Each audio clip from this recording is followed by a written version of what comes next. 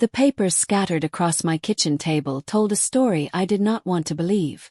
Numbers, dates, transactions. All of them pointing to one impossible truth. My son had been stealing from me for 9 years. Not just small amounts. Not just once or twice. $3 million. Before we proceed, thank you for watching Granny's narrative. Please subscribe and tell us where you are watching from in the comment. I sat there staring at those documents until the words blurred together. My husband Daniel had been dead for 7 months. 7 months of crying myself to sleep. 7 months of wandering through our empty house like a ghost. 7 months of my son Marcus being so helpful, so caring, so concerned about his poor grieving mother. And the whole time he had been robbing me blind. My name is Patricia Moore. I am 68 years old. I live in Atlanta, Georgia, in the house my husband and I bought 40 years ago when Marcus was just a baby. Daniel worked as an engineer. Long hours, hard work, careful planning. Everything we had, we earned through sweat and sacrifice. We were not rich, but we were comfortable. We had saved for retirement. We had plans for our golden years together. Then Daniel collapsed in our garden one sunny April morning. Heart attack. The doctor said he was probably dead before he hit the ground. One moment he was planting tomatoes. The next moment he was gone. Just like that. 46 years of marriage ended while I was inside making lemonade. The grief nearly killed me. I stopped eating, stopped sleeping, stopped caring about anything. Marcus came over every day during those first weeks. He held me while I cried. He handled the funeral arrangements. He dealt with the insurance companies and the lawyers and all the terrible paperwork that comes when someone dies. He kept saying the same thing over and over. Mom, let me take care of the financial stuff. You should not have to worry about money right now. You need to focus on healing. Just sign here. Let me handle everything. I will make sure you are taken care of. I trusted him. Why would I not? He was my son. My only child. The baby boy I had rocked to sleep and nursed through childhood illnesses and watched grow into a successful businessman. Marcus was a financial advisor. He had nice clients, a beautiful home in Buckhead, a wife who wore expensive jewelry, 2 kids in private school. He seemed to have life figured out. So I signed the papers. I gave him power of attorney over the investment accounts. I let him manage the estate. I was grateful to have someone handling the complicated adult responsibilities while I tried to figure out how to live without Daniel. That was my first mistake. My second mistake was not asking questions sooner. But grief makes you stupid. Grief makes you trust the wrong people. Grief makes you vulnerable in ways you cannot imagine until it happens to you. For 7 months, I drifted through life in a fog. I went to grief counseling. I joined a widow support group. I cleaned out Daniel's closet one shirt at a time, crying over every memory. I learned how to sleep alone in a bed that felt too big. I learned how to cook meals for one. I learned how to say I am a widow instead of I am married. And while I was learning how to be a widow, Marcus was stealing everything Daniel and I had worked for. The truth came out by accident. I was having lunch with my friend Helen from the widow support group. She mentioned that her financial advisor had helped her understand her accounts after her husband died. She said it made her feel more in control to know exactly where her money was and what it was doing. I realized I had no idea what was happening with my money. Marcus kept telling me not to worry about it. He said everything was being handled. But I did not even know how much money we had or where it was invested. I knew Daniel had life insurance and retirement savings and investment accounts, but I could not have told you a single number or account name. So I called Charles Wilson. He had been Daniel's financial advisor for 15 years. A quiet, serious man who wore bow ties and kept his office so neat it looked like a museum. Daniel had trusted him completely. Charles sounded strange when I called. Relieved but also nervous. Patricia, he said. I'm so glad you called. I have been trying to figure out how to approach you about something. Can you come to my office tomorrow? It is important. Come alone and do not mention this call to Marcus. That last part made my stomach drop. Do not mention this call to Marcus. Why would Charles say that? What was going on that I could not tell my own son about? I did not sleep that night. I lay in bed staring at the ceiling, trying to imagine what Charles needed to tell me that was so urgent, so secret. Maybe there was a problem with the accounts. Maybe Daniel had debts I did not know about. Maybe the insurance had not paid out correctly. I did not imagine the truth. The truth was so much worse than anything I could have dreamed up. Charles's office was downtown in one of those glass tower buildings that always made me feel small and out of place. He met me at the elevator, which was unusual.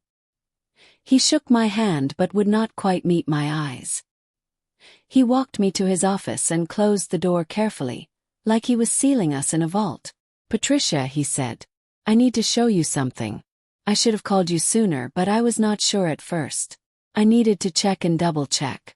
I needed to be certain before I said anything." He spread papers across his mahogany desk.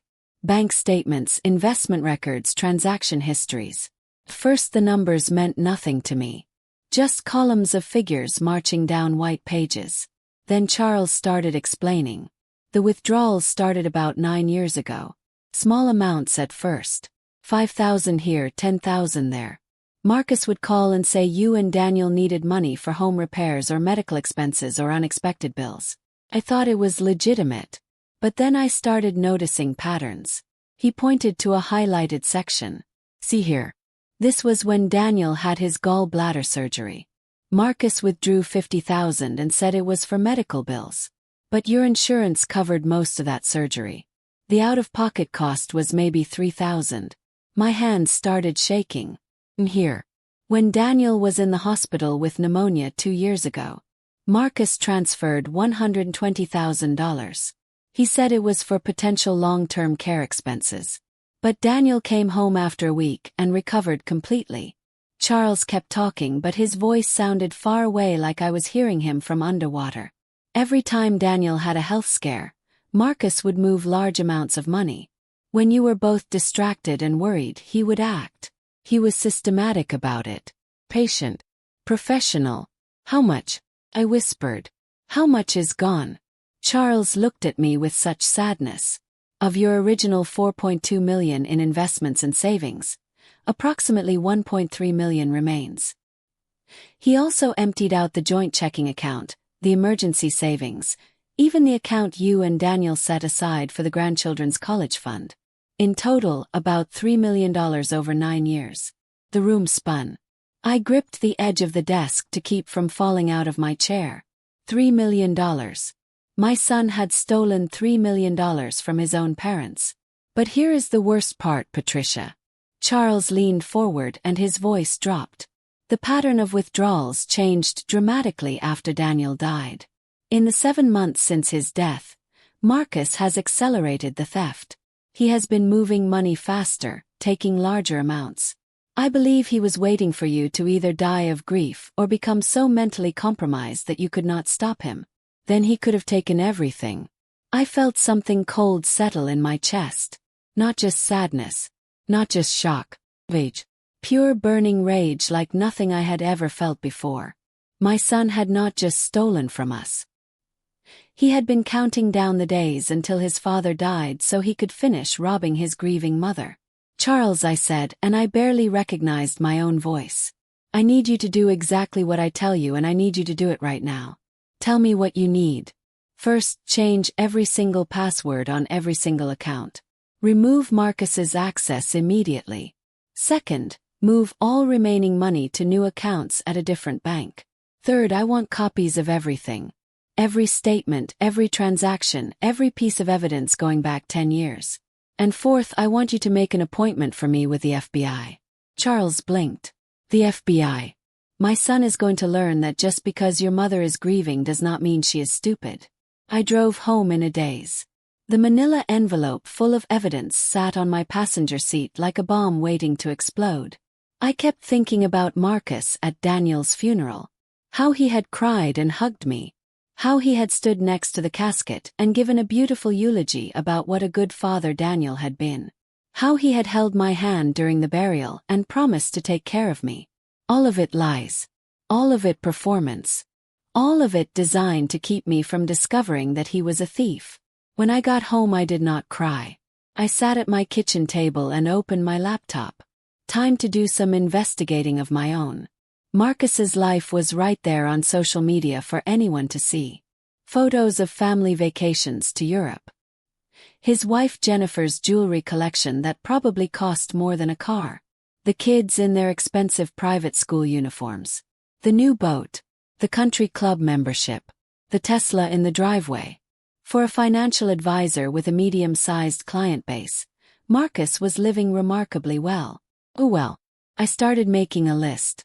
His house in Buckhead, purchased 6 years ago for $2 million. Jennifer's Mercedes.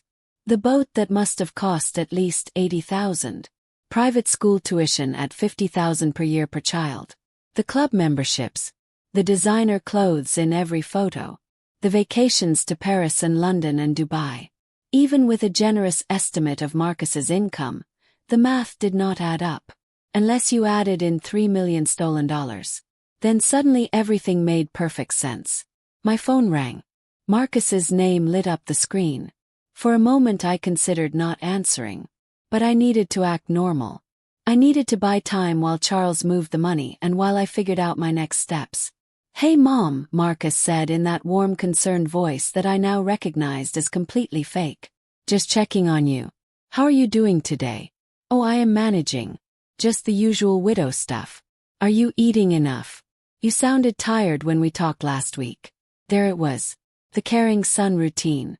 Making sure I was weak, vulnerable, distracted. Making sure I was not asking the wrong questions or talking to the wrong people. "I'm fine, honey. Actually, I was thinking maybe it is time I started paying more attention to the finances. Maybe we could sit down and go over the accounts." Silence. Just for a heartbeat. But I caught it. Pause. The calculation. "Mom, you do not need to worry about that. That is why I am handling it for you. You should focus on taking care of yourself." "I know, but I would feel better if I understood things. Maybe we could review everything next week." "Sure, absolutely. Let me pull it all together. Maybe next month when work calms down a bit." Next month. Always next month. How many times had he pushed me off with that same line? "Actually, Marcus, I would prefer this week. I called Charles Wilson today." Another pause. Longer this time. "You called Charles. Why would you do that without telling me?" There was an edge in his voice now. Not concern. Panic. "He has been our advisor for 15 years, Marcus. I do not need your permission to call him." "Course not. I just meant we should coordinate." "What did you two discuss?" I could picture him in his fancy office, probably pacing, trying to figure out how much Charles had revealed. The predator realizing his prey was waking up. "Oh, just general questions about the accounts. Nothing specific yet." Relief flooded his voice. "Okay, good. Well, let me know if you have questions. Charles is great, but sometimes these older advisors make things too complicated. I prefer to keep things simple for you." Simple. Like I was a child who could not handle grown-up conversations about my own money. After we hung up, I sat in Daniel's favorite chair and thought about the little boy I had raised. The sweet kid who cried when he accidentally stepped on a snail. The teenager who worked summer jobs to save money for college. The young man who called home every week from his first job in New York. When did he change? When did he look at his aging parents and see opportunity instead of people to love? When did money become more important than family? My phone buzzed. A text from Jennifer, my daughter-in-law. "Patricia, Marcus mentioned you called Charles today. Just wanted to make sure you are not worrying unnecessarily about finances. We are here to help with anything you need." They were coordinating now. Circling the wagons. Making sure their story stayed straight. I wondered how much Jennifer knew. Was she part of this? Or was she another victim, living a life she thought was funded by her husband's hard work instead of by stolen money? I texted back something bland and reassuring. Then I called my neighbor Barbara. Barbara Chen had lived next door for 20 years. She was 70, sharp as a knife, and had raised 5 kids who actually still liked her. She had also survived a daughter who tried to steal her Social Security checks, and a nephew who tried to forge her will. If anyone would understand what I was dealing with, it was Barbara. "Can you come over? I need advice and I need it from someone I trust." Give me 5 minutes. When Barbara arrived, I poured us both large glasses of wine and spread all of Charles's evidence across my dining room table. I told her everything. She listened in silence, occasionally making small sounds of anger or disbelief. When I finished, she looked at me with eyes that had seen too much family betrayal. "That calculating little snake," she said. "So what are you going to do? Are you going to let him think he got away with it?" I smiled for the first time since Charles's office. Not a chance. Barbara and I spent the next 3 hours planning what she called Operation Consequences. The wine helped us get creative, though it also made some of our ideas more dramatic than necessary. "First rule," Barbara said, refilling our glasses. "You need to know your enemy's weak spots. What does Marcus care about most?" I thought about my son. His reputation. His image. Being seen as successful. Respect from his colleagues and clients. And Jennifer. Barbara prompted. Social status. Being the perfect wife and mother. The country club. Charity boards. The right schools for the kids. Being envied by other women.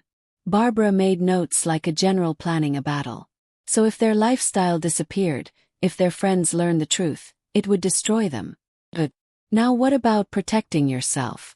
I told her about changing the passwords, moving the money, meeting with the FBI. Smart. But that is just defense. What about offense? What about making sure Marcus faces real consequences? We made a list. His employer would need to know.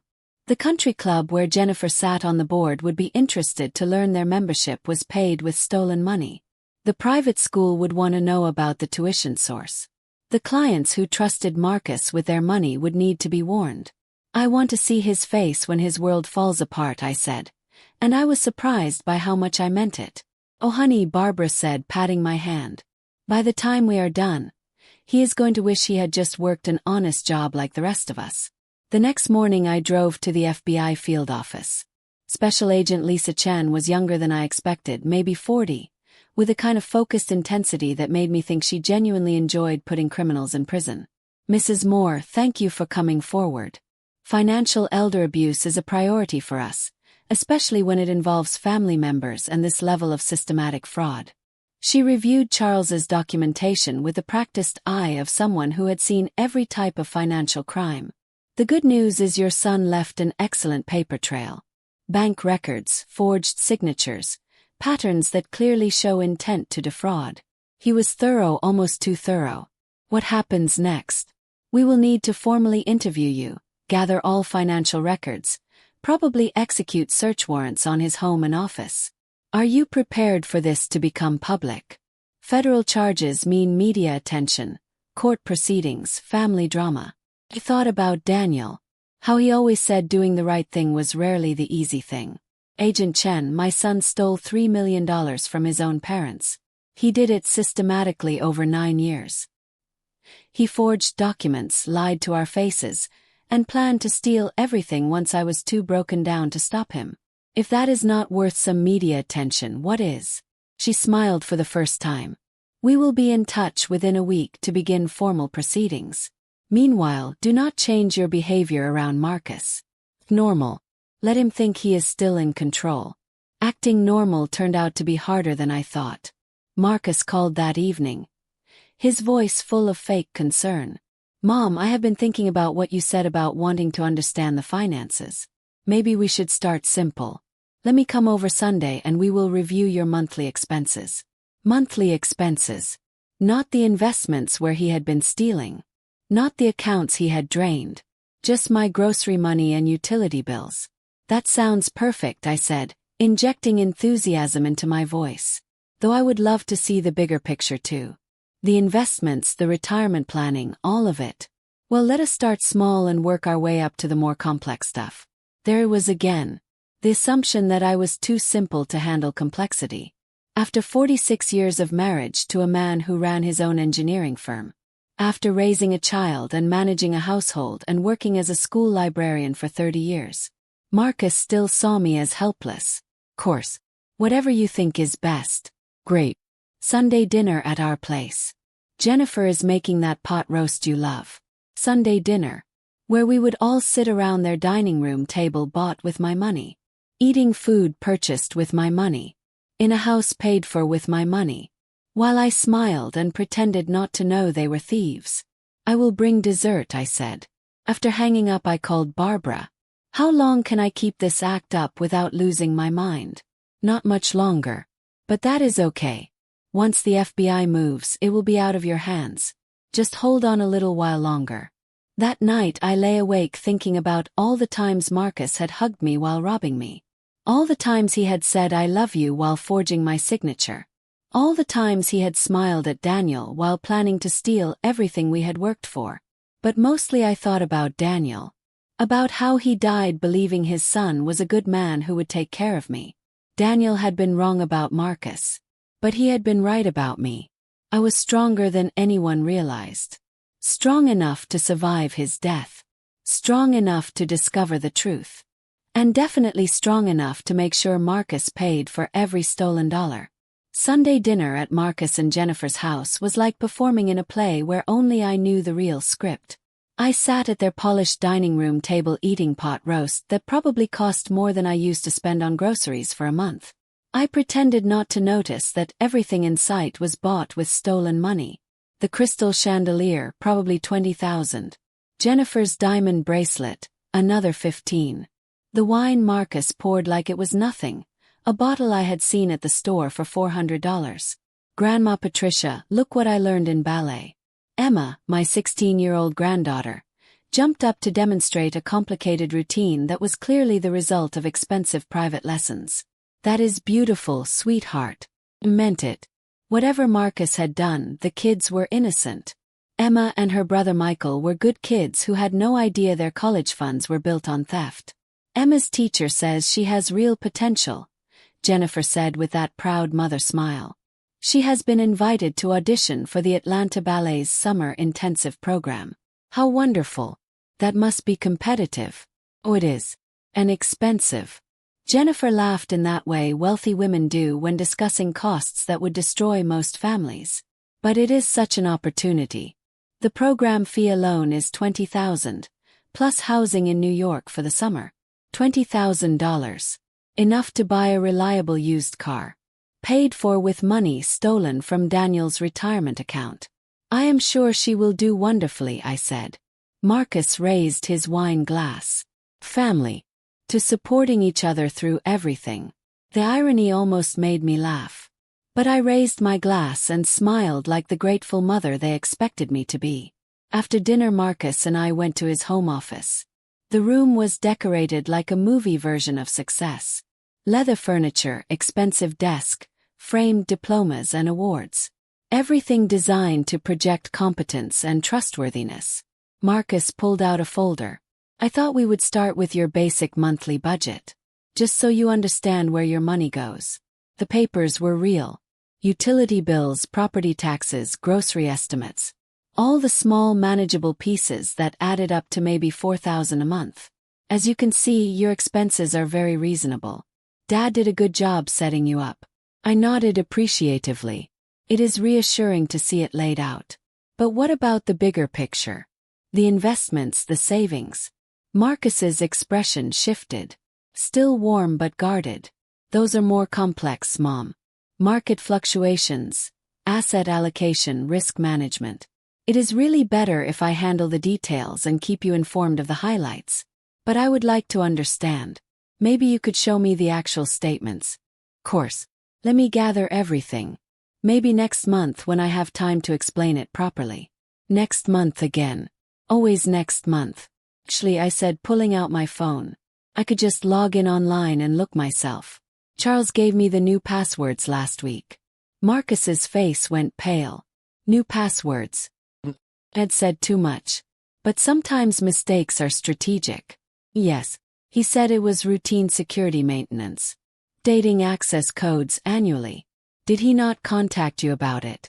Marcus's hand tightened on his wine glass. "Well, he did not mention anything when I spoke to him last week." So Marcus had been calling Charles, monitoring my activities, trying to control the information flow. Well, I am sure it is nothing important.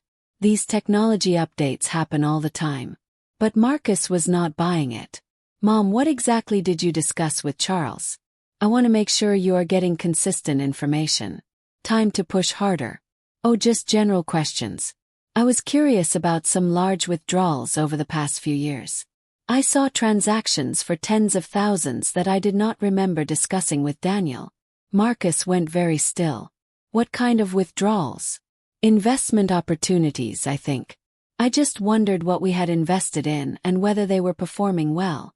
Those were diversification moves, Marcus said quickly. Dad asked me to help move money into higher yield accounts. How wonderful. Are they doing well? Very well. Excellent returns. Could I see the statements? They are institutional level products, Mom. The statements are difficult to interpret without professional training. I smiled sweetly. I am sure I could manage with a little help. It is my money after all. Marcus's phone rang, saving him. He glanced at the screen and frowned. I should take this.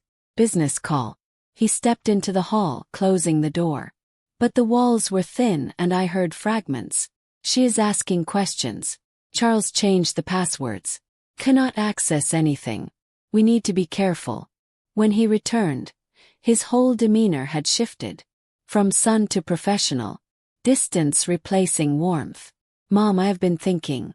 I am concerned you might be getting overwhelmed by financial details during an already stressful time. Have you considered grief counseling? Sometimes when we are processing loss, we fixate on controlling things that are actually being handled properly. There it was. Gaslighting. Suggesting my reasonable questions about my own money were symptoms of mental problems. That is an interesting point, I said thoughtfully. Though Charles seemed pleased that I was taking an active interest. He said it showed real mental clarity. Marcus's smile became tight. Course. I just do not want you to stress unnecessarily. Oh, I am not stressed. Actually, I am feeling more energized than I have in months. As I drove home, my phone rang. Barbara's name on the screen. How did it go? I may have pushed too hard. He knows something is up. But let him sweat. Guilty people always give themselves away when they are nervous. When I got home, there was a voicemail from Jennifer. Hi Patricia, just following up on our conversation about the ballet program. I realized I got the cost wrong. It is actually not as expensive as I said. Marcus sometimes exaggerates. Anyway, call me if you have questions. Too late, Jennifer. I had already done the math. Agent Chen called Tuesday morning with news. Mrs. Moore, we have completed our preliminary investigation. We are ready to execute search warrants on your son's home and office tomorrow at 6 in the morning. We will also be freezing his personal accounts and placing holds on any assets purchased within the past 5 years. How long before arrests? If the evidence supports charges, and I believe it will, we will move within the week. Are you prepared for this to become very public very quickly? I thought about Daniel. About how he always said sunshine was the best disinfectant for corruption. Agent Chen, I have spent 7 months mourning my husband and 7 days mourning the son I thought I had. I am ready for justice. One more thing. We need you to maintain normal contact with Marcus until we move.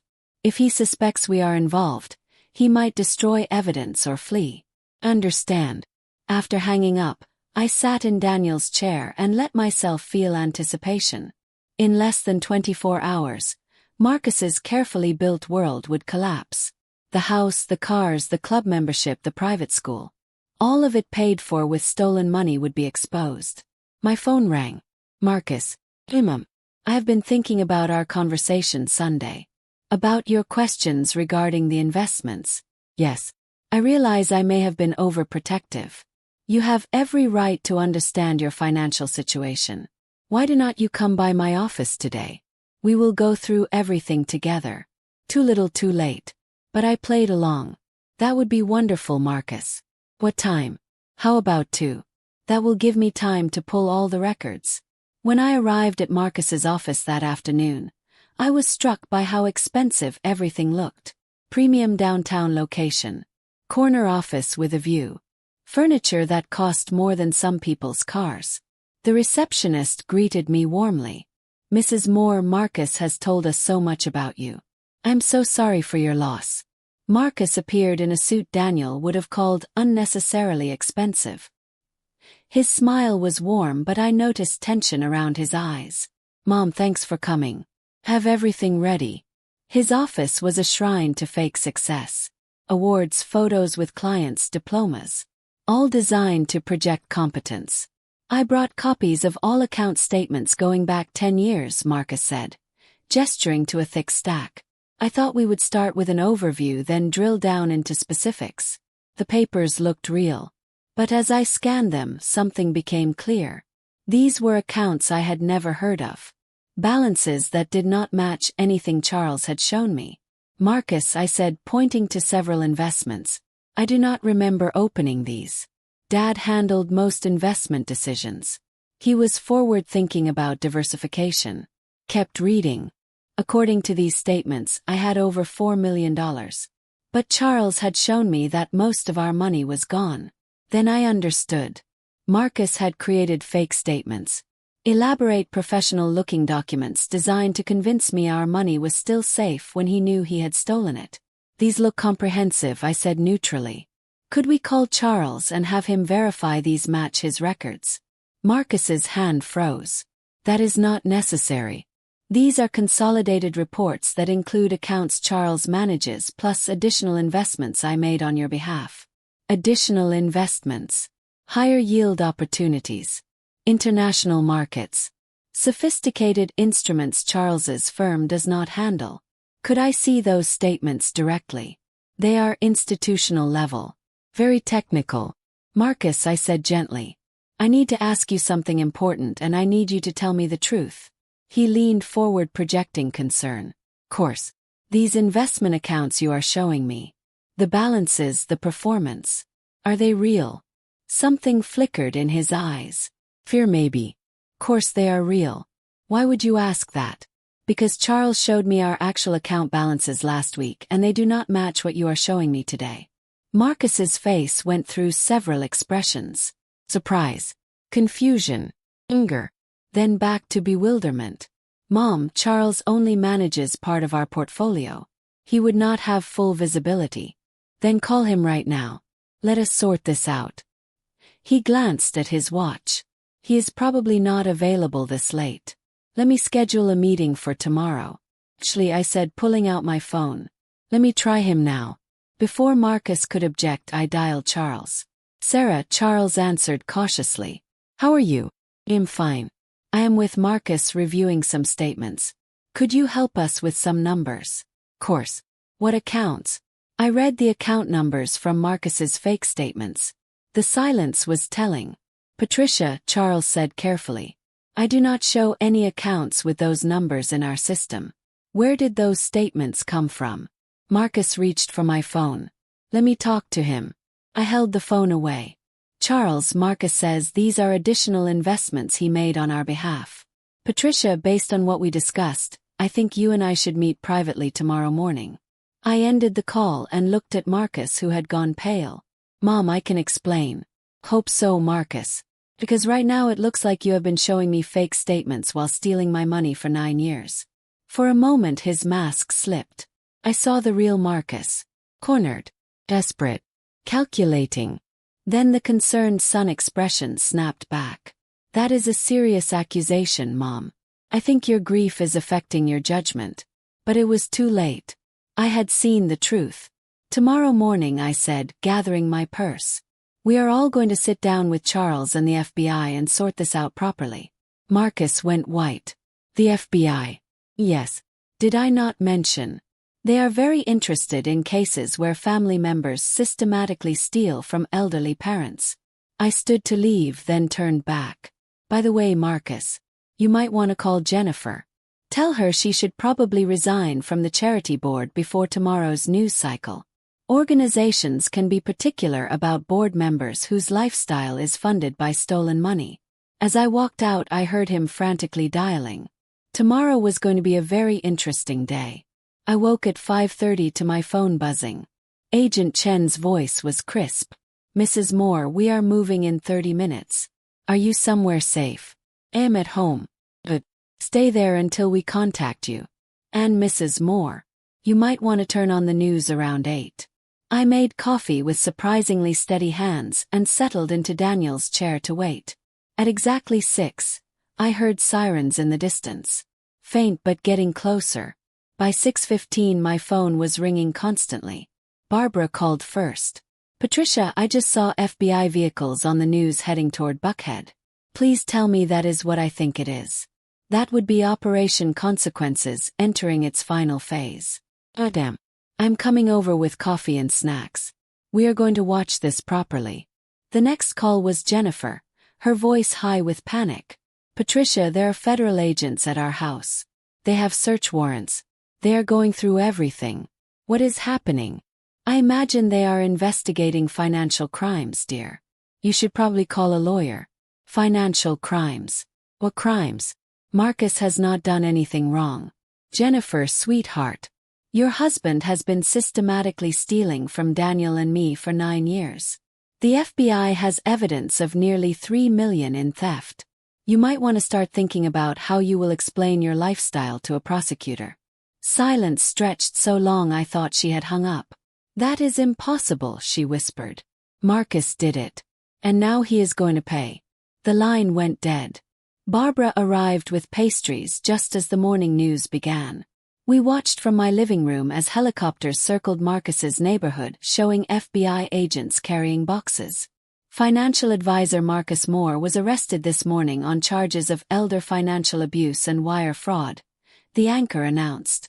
Prosecutors allege Moore systematically stole nearly $3 million from his elderly parents over 9 years. The screen showed Marcus in handcuffs being led to a vehicle. His expression was rage and disbelief, like he could not understand how his world had collapsed. The alleged victim is Moore's 68-year-old mother, Patricia Moore, whose husband died 7 months ago. Sources say Mrs. Moore discovered the theft herself and contacted authorities. Barbara squeezed my hand. Look at you making the news. Daniel would be so proud. The coverage continued. Interviews with neighbors, colleagues, parents from the kids' school. Everyone shocked.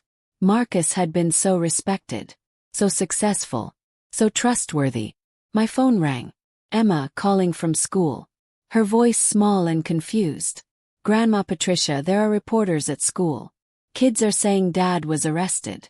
Is it true? My heart broke. Whatever Marcus had done, the kids were innocent.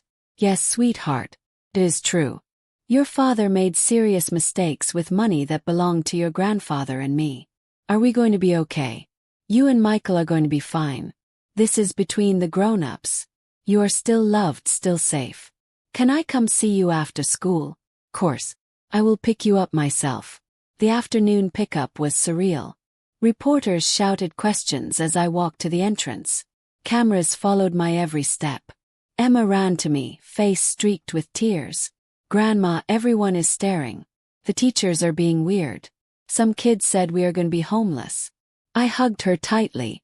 Where is Michael? He got in a fight with Jake Morrison.